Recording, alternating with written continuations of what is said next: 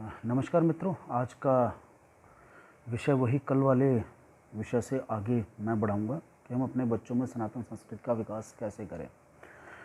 आज का वीडियो प्रारंभ करने से पहले मैं आप सबसे एक रिक्वेस्ट करूंगा कि देखिए, इस वीडियो को आप YouTube पे जाकर देखिए और जो हमारा चैनल है हिंदू जागृति, हिंदू अवेकन, उस चैनल पर जाकर देखिए और इस चैनल को सब्सक्राइब कीजिए और आगे लोगों को भी इस चैनल के बारे में बताइए।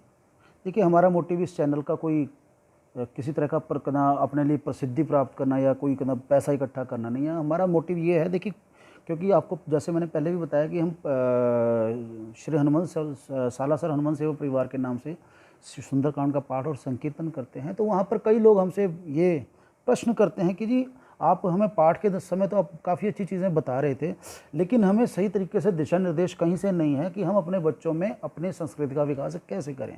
तो उसको ध्यान में रखते हुए हमने ये जो वीडियो वाली सीरीज़ शुरू की है। इसमें हम अपनी संस्कृति के बारे में भी बताएंगे, उसको कैसे अपने बच्चों पे निरूपित करना है उसके बारे में भी बात करते हैं अलग अलग वीडियोज़ में। इसके अलावा जो जिस चीज़ के बारे में हमें कभी नहीं बताया गया है, हमारा जो प्राचीन इतिहास है। देखिए, बाकी सभ्यताओं का इतिहास तो किसी का 1000 साल का है, किसी का 2000 साल का है, लेकिन हमारा हज़ारों हज़ार साल का इतिहास है। 5-6 हज़ार साल का इतिहास तो हमारा रिटर्न है और उससे पहले का अनरिटर्न है, जो दंत कथाओं में या उनमें मिलता है। तो उसके बारे में हम बात करते हैं इस पर। तो मेरी आपसे एक ये रिक्वेस्ट है, आपसे ये निवेदन है कि इस चैनल को ज़रूर सब्सक्राइब करें। आइए अब आज के विषय पर आते हैं। जैसे हमने कल के टॉपिक में कहा था कि आपको अपने बच्चों की परवरिश में किन चीज़ों का समावेश करना है, क्या चीज़ें आपको करनी चाहिए, लेकिन आज का विषय उससे उलट है कि आपने कौन सी चीज़ें नहीं करनी है या अपने बच्चों को किस चीज़ के लिए प्रेरित नहीं होने देना है।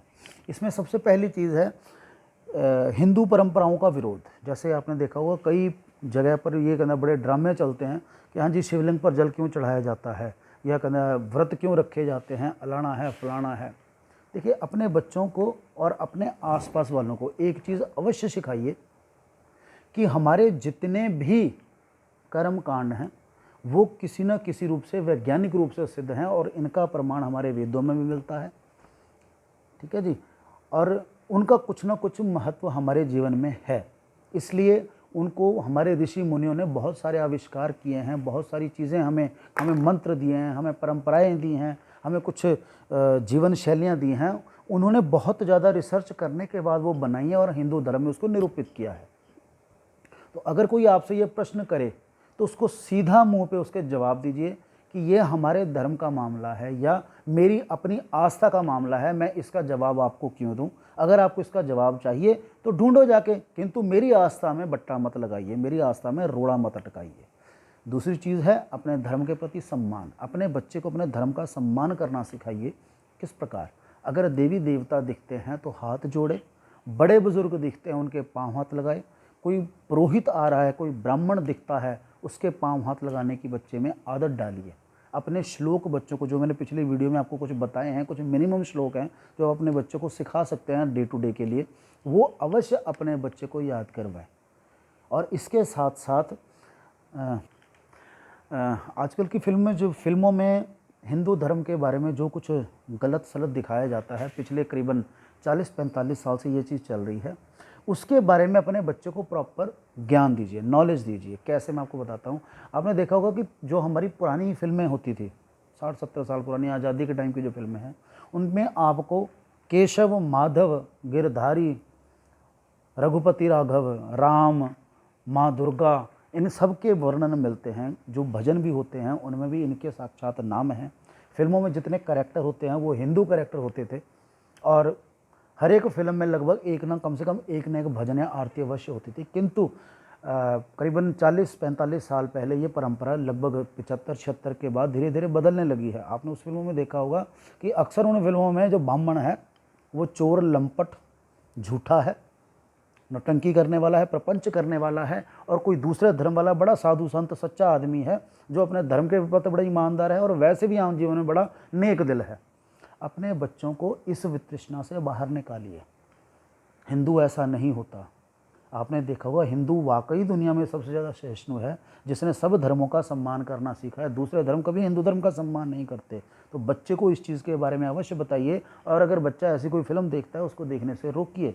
इसके अलावा आपने देखा होगा कई हमारे गाने ऐसे हैं जिनमें हमारे देवताओं पर सीधा कटाक्ष किया गया है। जैसे कि अभी मैंने 2-3 साल पहले कोई फिल्म आई थी, उसमें एक गाना था कि कृष्ण करे तो लीला और हम करें तो कैरेक्टर ढीला। इसका मत सीधा असीधा असर आपके बच्चे के मस्तिष्क पर पड़ता है।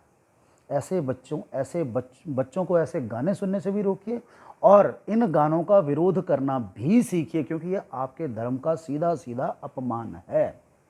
इसके अलावा जैसे आपके आसपास कहीं जागरण वगैरह होते हैं, अब आजकल बड़ी परंपरा बन गई है पिछले 10-15 साल से, उसमें कुछ लोग देवी देवताओं के स्वांग रच के वहाँ पे नाच गाना करते हैं, उसको केवल मोहक बनाने के लिए। देखिए इसका प्रारंभ किस लिए हुआ था। देखिए हमारे पहले आपने देखे होंगे बड़े अच्छे अच्छे सिंगर हैं, अभी जिनका स्वर्गवास हुआ, नरेंद्र चंचल जी, उनके जब जागरण होते थे उनमें ये नौटंकियाँ नहीं होती थी।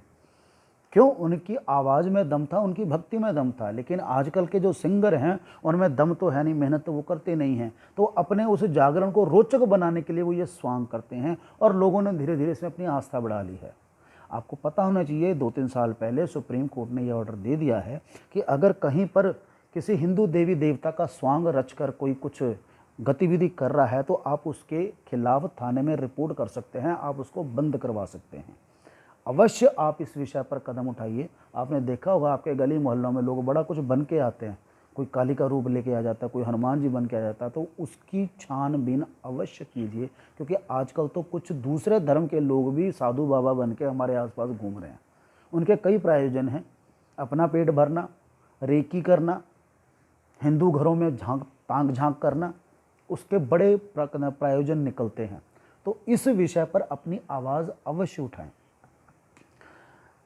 आगे कुछ वीडियोस मैं जो विचार कर रहा था, कल की वीडियो के बाद मैंने एक विषय पर विचार किया था कि हमें जो सनातन धर्म है, जो 5-7 हज़ार साल का इसका जो इतिहास है, हमें उसके बारे में कोई स्रोत से कहीं से जानकारी नहीं मिलती है, किंतु मैंने कुछ प्रयास करके उस बारे में कुछ लिखने का प्रयास किया है। हमें अक्सर कहा जाता है कि हाँ जी एक वंश है जिसने भारत पर शासन किया और वो तो बहुत महान शासन था। ऐसा कुछ नहीं है। वो 150-200 साल के शासन को आप कोई महान शासन नहीं कह सकते, जबकि इससे पहले जो हमारे हिंदू शासक रहे हैं तो 800 साल तक उन्होंने शासन किया है, किंतु उनका हमारी किताबों में कहीं पर वर्णन नहीं है।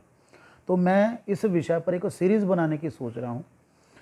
तो आपसे निवेदन है कि अगर आप इस विषय पर सुनना चाहते हैं तो कमेंट में ज़रूर लिखिए, ताकि मैं उस विषय पर एक सीरीज़ बनानी शुरू करूँ। क्योंकि जो मैंने एक दिन उसका विश्लेषण निकाला था, करीबन 15-16 हमारे ऐसे वंश हैं हिंदू धर्म में जिन्होंने अलग अलग समय पर भारत में शासन किया है पिछले लगभग 3 से 4 हज़ार साल में। मैंने केवल इतने तक ही उसका थोड़ा सा रिसर्च की थी, तो उतने का मैंने लिखा हुआ है। तो अगर आपका इस पर विचार बनता है तो अवश्य इस पे मेरे को सपोर्ट करें, ताकि मैं इस विषय पर एक सीरीज़ बनाऊं, ताकि आप अपने बच्चों को सनातन के इतिहास से अवगत करवा सकें अच्छी तरह, ताकि उनको अपनी संस्कृति पर गर्व हो। अगर ये वीडियो आपको अच्छी लगी हो, इससे आपको कुछ पता लगा हो, तो अवश्य इसको आगे शेयर करें। और फिर से मेरा निवेदन है कि हिंदू जागृति हिंदू अवेकन चैनल को अवश्य सब्सक्राइब करें। धन्यवाद।